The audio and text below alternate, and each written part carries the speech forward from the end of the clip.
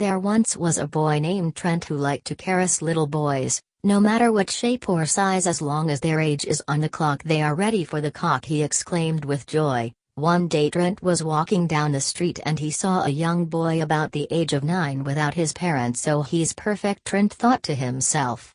So he went to the young lad and asked the boy, "Oh my child, where are your parents?" Trent asked with a grin.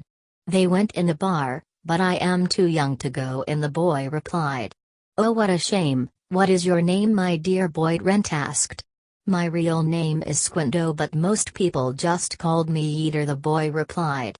"Oh well, Yeater, do you like candy?" Trent asked with a grin. "Well, of course I love candy, Mr. Mr. What is your name?" the boy asked curiously. "Oh, don't you worry about that, just come in my van and you can have all the candy you have ever imagined," Trent told the boy. The boy could not refuse any offer like that, so the boy hopped in the van, and the door were closed and locked tight.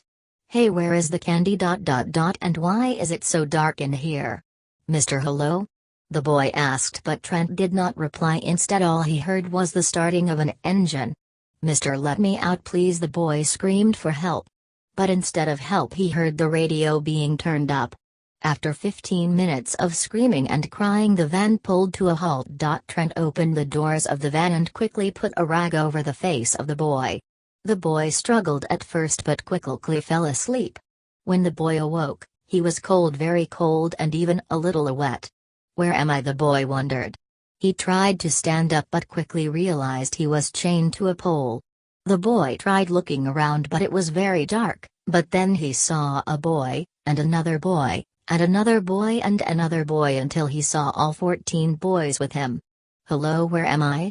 the boy asked. "Shut up, if he hears us he'll come down here and punish us all," another boy whispered. The boys heard footsteps coming from above them, and a door opened. "Who's talking in here? I know I heard someone talking," Trent yelled at the young boys. With the light coming from the light, the boy could see clearly now that every boy was chained to a pole and every single one of them was naked.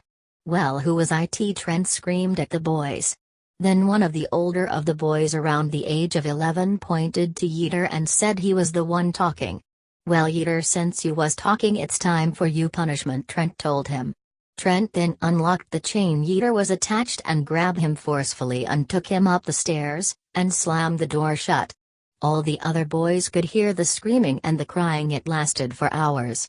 Then finally the boys heard one last scream from the boy, and they knew this scream very well. It was the scream only one can making when they are in living hell. It was a scream, wishing death instead of this constant pain. And Yeater got his wish. When Trent finished burying his dressu in Yeater, he wiped him 40 times, killing him, and Trent threw the body in the basement so the boys would know not to talk and not to disobey their lord. Trent. The end. Not to disobey.